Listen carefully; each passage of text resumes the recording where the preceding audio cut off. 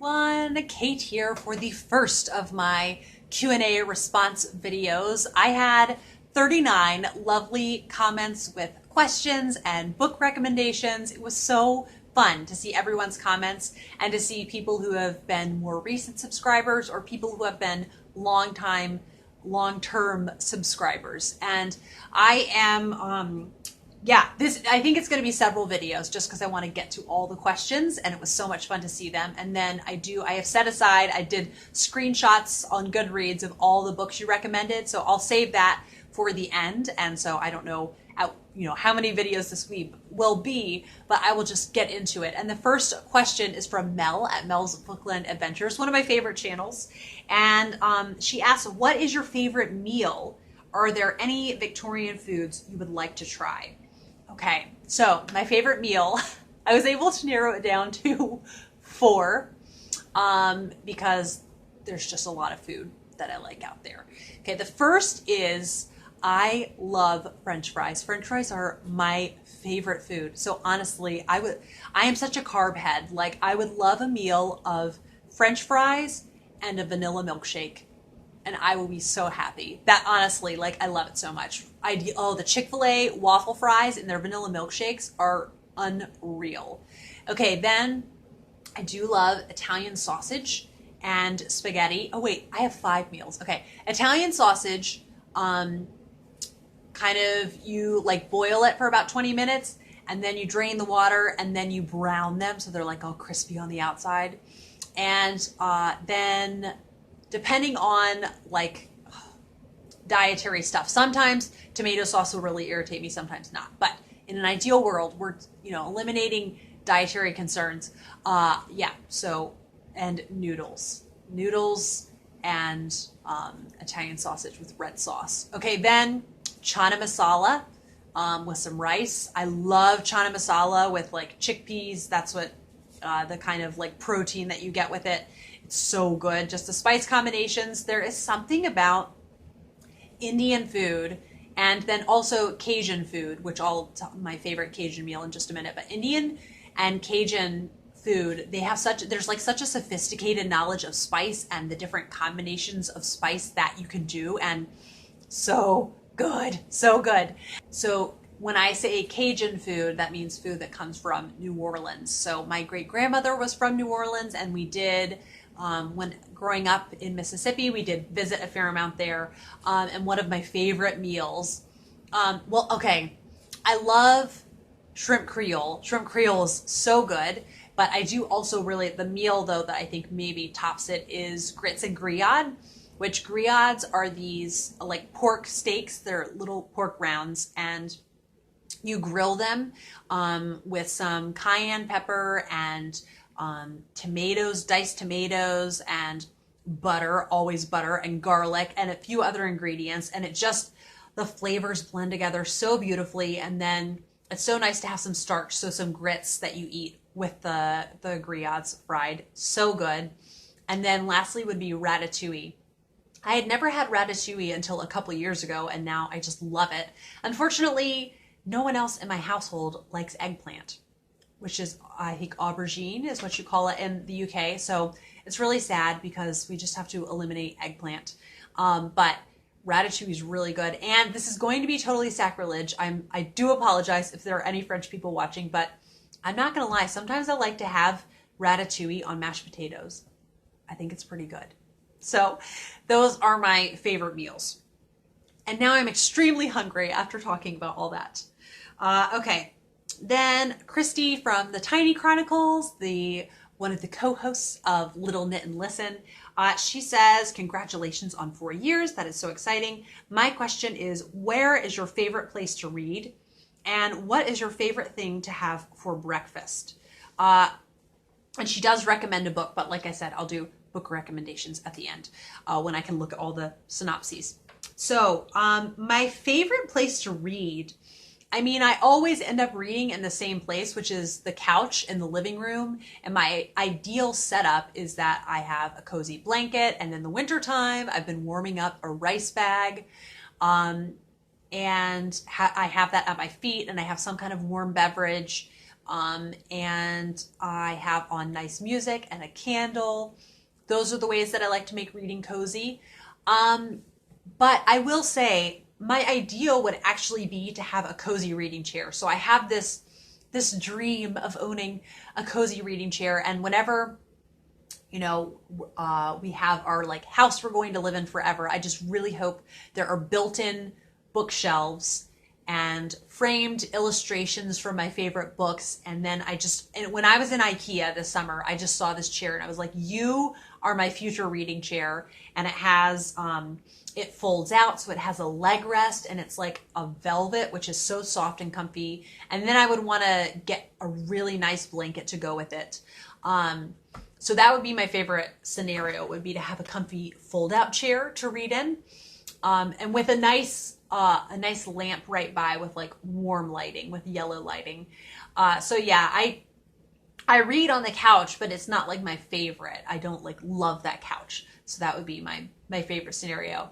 I do also, this doesn't really happen very often at all, but I do love to read on the beach, right at the edge of the water. You prop up with your chair right where the waves are lapping in. That's like my ideal, or just in a tide pool. So I love all of those. Okay, and then, my favorite breakfast food.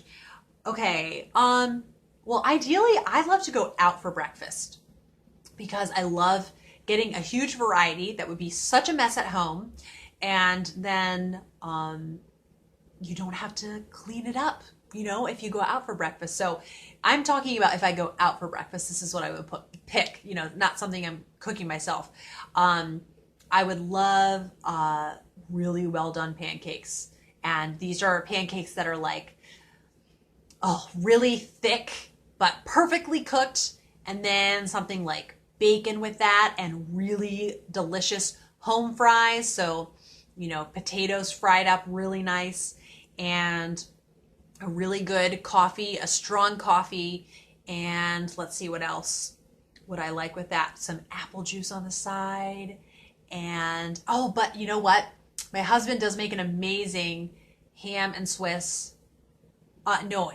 Gouda omelet. Oh, that is really, really good. So I love a good omelet. I'm terrible at cooking them, but I love for people to make them for me. And let's see. Doris from Aldi Books, another wonderful channel, says, talk about how I rotate amongst my favorite genres and according to my mood, the season. So season definitely does impact my reading. So once August hits, I start to think about Victober, and I really start to crave the Victorian literature then. I'm really hoping to make it, more a way of life, hosting these different Victorian read-alongs, having it be a regular part of my reading. But I know that's when I really want to binge that. And before this year, I would have said that if I start to get into a reading slump, that mysteries were what I would turn to try to get out of the reading slump. But then I had my mystery reading slump. But my theory is also that I kept picking the wrong kinds of mysteries, and I just should have gone with ones that came easily to me. And let's see, what else? I do know I crave more like frivolous reading in the spring and the summer, but I wasn't happy with the amount of frivolous reading that I did in the summer. The past several summers, I've also had this kind of inevitable reading slump where I just can't decide what I want to read. So I would love to kind of troubleshoot that. And I think maybe I should just pick more audiobooks. So I feel like I don't really know what I do. I kind of flounder sometimes. But I do think maybe also incorporating more nonfiction. Those could be a good thing for when I'm in a reading slump, just really change things up. So I don't really know what I do. I don't have like a set strategy. Sometimes I'll just choose to watch TV instead, and sometimes that helps, but sometimes it doesn't always. I don't know. I'm just really hoping 2020 is a great year where I'm good at picking the right kind of books when I'm in the mood for them. And I really hope that big list that I made from the book about books, Honey for a Woman's Heart, I'm hoping that has some books that kind of I could be in the mood for them anytime. I don't know. Margaret M asks, What books would you like to see made into a movie or series? And there are several that come to mind. The first is the Angela Thirkel's Barsetshire Chronicles, and Masterpiece Theatre should do them. They would just do them so well. Like the BBC Masterpiece Theatre could do them so well. They do domestic novels just incredibly well. I really would love to see those done. And I'm not that precious about those, so I could kind of see them done, different ways and be okay with it. I would also love to see a new series with Mrs. Harris, the series of books by Paul Gallico. The first is Mrs. Harris Goes to Paris, and then there's Goes to Parliament, Goes to Moscow, and Goes to New York. I've only read Mrs. Harris Goes to Paris, and I loved it so much. So I would love to see those done. There was a movie in the 90s done with Angela Lansbury that was really good, but then none of the others were done. So I think if they just started over and did all of them, I would love that. I really would love to see the Betsy Tacy series done, but I am very precious about that. So I don't know, would I be happy with the end result? Like maybe if Netflix did it? I don't know. I'm not sure. And what was the other one I was thinking of? Oh, I haven't read them yet, but I know after I read them, I'll want a new version of An Old-Fashioned Girl. I was thinking of, what is it called? Eight Cousins and Rose and Bloom by Louisa May Alcott. I don't know if there's a really old movie of that, but regardless, I think that could be really cool to have those done. So I think, yeah, those are some of the first ones that come to mind. And let's see. The next question says, what are your all-time favorite mystery novels or authors? And do you have favorite settings or tropes in mysteries? So all-time favorite mystery novels or authors, that's going to be Ruth Rendell, Elizabeth George, Louise Penny, Jacqueline Winspear. Let's see, who else? Elizabeth Peters, Reese Bowen, MC Beaton. I think those would be my favorites. And I'm sure as the years go by and I read more mysteries, more will pop up. And then favorite settings or tropes in mysteries. I mean, I love a good like English countryside, traveling from house to house, meeting the different members of the community. I really like a village mystery. I also love when everyone goes to stay somewhere together and someone dies. I just love that trope of everyone going somewhere and they can be like stuck, like there's a snowstorm and they can't leave. Or it can just be sometimes, some of them can leave, but people are kind of dropping like flies. I really like that, like going to stay at a hotel somewhere glamorous. And another trope that I love, and I think I said this in another video recently, but is when there's an amateur detective and the police really, really don't like them. I don't know why I like this. I guess I think it's amusing to see like the police all riled up about it. They always do it in Father Brown, the TV series. And in the Agatha Raisin books, she's always bothering the police. And Flavia DeLuce, they just think she's like so pesky and she's just so clever and ends up solving a lot of the murders. So I love that trope. I'm trying to think of anything else. I love a good twist. And I think I've thought before, like if I wrote a mystery, I don't know if I could come up with a twist. Like I feel like so many have been done, but I like when there's a big twist at the end. But I also enjoy too, like kind of the ones that who did it from the beginning, but you're going to find out why, or it's just the telling is so brilliant. So yeah, those are a couple of them. I hope I answered that right. Then Samantha Pajor says, do you find your taste in mystery/detective shows is similar to your taste in that genre of books? Yes, it definitely is. So the more cozy ones that I like to watch, like Father Brown, although I haven't read the Father Brown, but that's like, that's kind of how Agatha Raisin is. And I don't really do many crime procedurals. The one exception I made was Broadchurch. And season 1, I was really glad I watched it. I enjoyed it. I reveled in it. I loved it. It was so well done and compelling. But then in season 2, there is still this scene that like I will never forget. It will always stick in my mind. And I hate that about TV that you're bothered by. Like you wish you could unsee it. So I do wish I hadn't watched season 2 of Broadchurch, because I am just a very sensitive soul, and that scene really disturbed me, and I just hate having that in my mind now. It's something that like just makes me really unhappy to know about. But let's see, I'm trying to think if anything's like a big departure, and I don't think it is. I think generally the taste that I have in mystery books I will have in the TV shows. There were a couple people who said they came across my channel from a review that I did, which I appreciated hearing that. And that just encourages me to keep doing like single book reviews.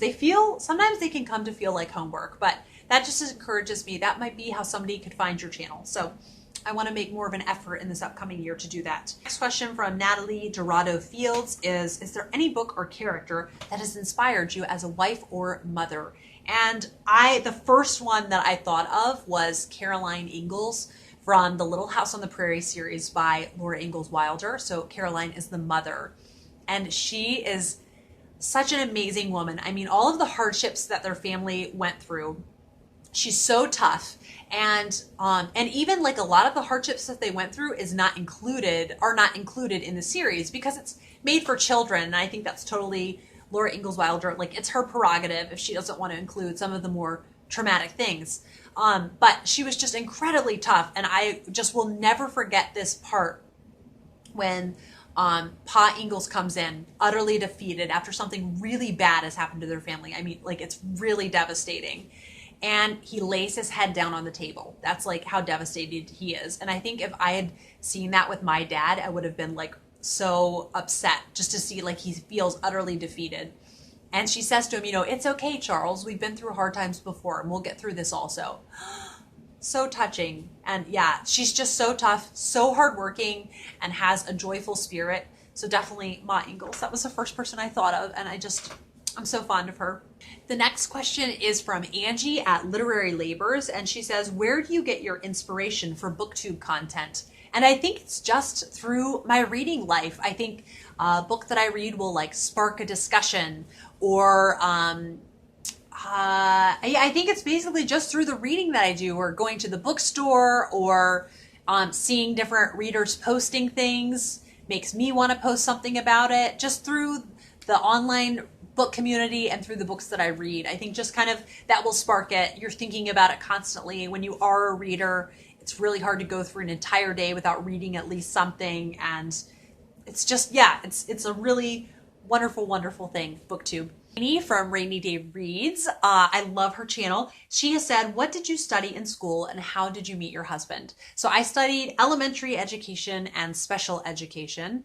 And then just at the time that I was graduating, the job market was not looking so great. So I would have had to been like a substitute teacher for like 5 years, and then I would have gotten a full-time teaching position, but I didn't want to wait that long to have kids. So instead, I was actually a nanny for several years before, and I loved it. I just worked with like the best family.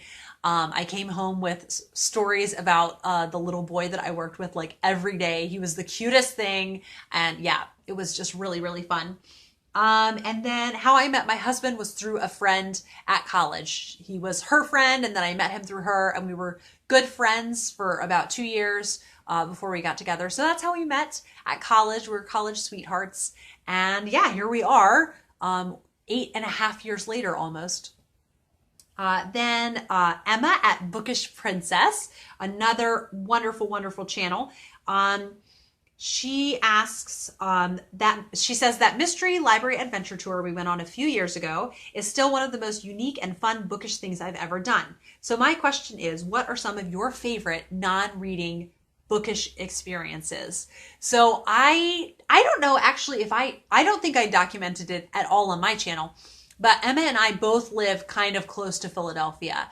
And so I found out about this event at the Central Library, like the main library in Philadelphia, where they were doing a like mystery scavenger hunt through the library. And Emma and I went, and they had actors trained, and we were supposed to find all of these clues and figure out the mystery by the end. And it was so much fun. We got a tour of the library. We got to go like in the basement where people don't usually go. So that was a really fun day with Emma. And then we went to Le Pan Quotidien, which is this really, really nice restaurant, and we had pastry, and it was just a lovely day with Emma, and we stopped at a used bookstore, of course. So yes, that was really fun. So that's definitely one of the most fun things. Like what was the way she worded it? Oh yeah, a non-reading bookish experience. And at first I thought, well, I haven't done that many, but I have done several things. So one is the Jane Austen Society of North America. They had an event they did in Pittsburgh when I lived in the Pittsburgh area, in the Cathedral of Learning, which is this amazing building that has, I think it's around 50 classrooms, and each classroom is made in the style of a different country with materials brought, like shipped in from those countries. And the Saudi Arabia one, you are not allowed to go in because the materials in it are so expensive. So if you live in the Pittsburgh area, I like implore you to go to the Cathedral of Learning. It's in Oakmont. And it is just, it's so cool. And it costs $3 to do this tour. Like seriously, it's amazing. So yes, the Cathedral of Learning, and in the England classroom, over the course of a day, they read aloud Pride and Prejudice. And so they started, I think, at like 10 a.m. and then went to 10 p.m. and they let people take turns reading aloud chapters. But in that day, my friend and I, we were like, we're just going to make this like Jane Austen fest. So in the morning, I showed up to my friend's house and we watched the 95 Sense and Sensibility. And then we went to see a play of Emma, which Emma is just so like, the story is larger than life and just jumps off the screen. And it was a really wonderful play. It was done at like a theater, a private theater school, like a high school, but these are all kids who want to do theater with their careers. And then we went to the reading, and it was really cool because people brought handicraft and you could sign up to read chapters. You could sign up, just a few minutes before. They were just having people were coming and going. I think there were only a couple people who stayed for the entire reading, of Pride and Prejudice. But I did get to be there for the Lady Catherine de Bourgh confrontation of Lizzie Bennet. And yeah, so that was a really fun experience. And then I did go to an exhibit in Baltimore, and I will link my video talking about this down below. This was when I was like very new on Booktube, and they had an exhibit on the 1816 Philadelphia Emma that was published. So Jane Austen's Emma, like they published it in Philadelphia without her knowledge. It blows my mind, like the things that used to happen in publishing. So she got like nothing off of this. She made nothing off the Philadelphia Emma, but they had an entire exhibit on it and all of the different book covers that you can see for Jane Austen. And I got to hold the 1816 Emma in my hands. So that was really, really cool.